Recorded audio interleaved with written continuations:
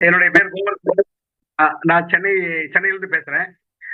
எனக்கு வந்து முன்னெல்லாம் பஸ்லயும் பஸ்ல எல்லாம் போகவே முடியாதுங்க. கார்லயோ ட்ரெயின்ல எதுவும் போவேன் நான். இல்லைன்னா அந்த பிரயாணத்தை தவிர்த்துருவேன், போக முடியாத ஒரு சூழ்நிலை. ஸோ அப்படி ஒரு சூழ்நிலை எல்சர் மிக்ஸ் வந்து எனக்கு நார்மல் பண்ணி கொடுத்துச்சு. மூட்டு வலி தாங்க பயங்கரமானது.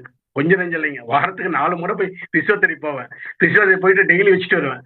வச்சுட்டு எனக்கு வந்து அது சில டைம் எனக்கு கொப்பளமே ஆகிப்போச்சு. அந்த சூடு மாதிரி ஒரு ஒத்தரம் கொடுப்பாங்க இல்லையா, ஹீட் கொடுக்கும்போது அளவுக்கு அந்த ஹீட் எனக்கு தெரியாத கொடுத்துட்டேன். ரொம்ப ஹீட் ஆகி போயிடுச்சு.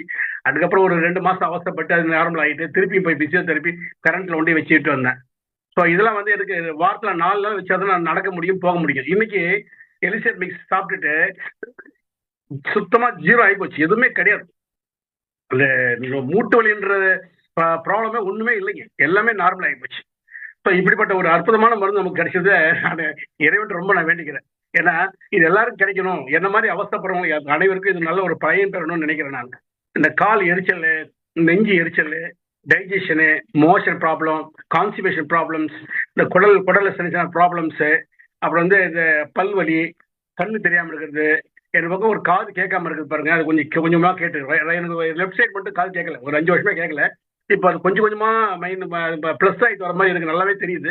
ஏன்னா முன்னெல்லாம் லேசான சவுண்ட்லாம் கேட்காது, இப்போ லேசான சவுண்ட்லாம் வந்து எனக்கு லெஃப்ட் சைடு நல்லா இப்போ கேட்குது. இப்போ இன்னும் கொஞ்ச நாள்ல நீங்க சார் சொல்ற மாதிரி இன்னும் கொஞ்ச நாள் தொடர்ந்து சாப்பிடுங்க, உங்களுக்கு எல்லாமே காது நல்லா கேட்கும்னு சொல்லியிருக்காருங்க.